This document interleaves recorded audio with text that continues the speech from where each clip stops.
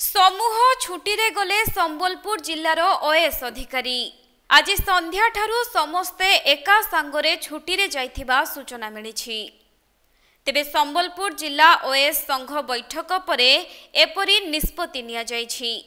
जिलापालक सम्मिलनी कक्ष रे जिल्लार समस्त ओएस अधिकारी आलोचना करिबा सहित एपरि निष्पत्ति नैछन्ति। तेबे गतकाली भुवनेश्वर रे बीएमसी रो अतिरिक्त कमिशनर को माड़ मारिबा वीडियो भाइराल हेबा परे आज संबलपुर जिलापालଙ୍କୁ भेटी एक दाबीपत्र देबा सहित ओएस संघ पक्षरु एपरि निष्पत्ति निया जाइछि। आमर संबलपुर ओएस एसोसिएशन निष्पत्ति नेले जे आज मास लीव रे जिवे समस्ते आज आसिक कलेक्टर सर को आमर लीव एप्लिकेशन देइछु। एडा आमे प्रोटेस्ट करूछु जो रत्नाकर साहू सर को अगेंस्ट जो माने अटैक हला एवं तार परवर्ती समय रे जो जो पदक्षेप नेबा कथा सेटा हमको ओएस एसोसिएशन जणैथिले एवं से दृष्टि आमे गुटे आज मीटिंग कॉल करथिलो एवं समस्ते सहमति देइथिले जेतु यार प्रतिवाद निहाती करबा दरकार।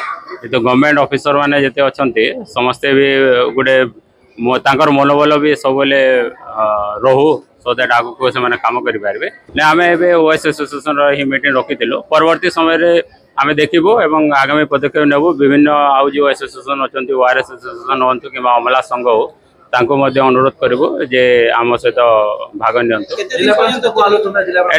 एडा अनिर्दिष्ट काल पई आमे नैछु।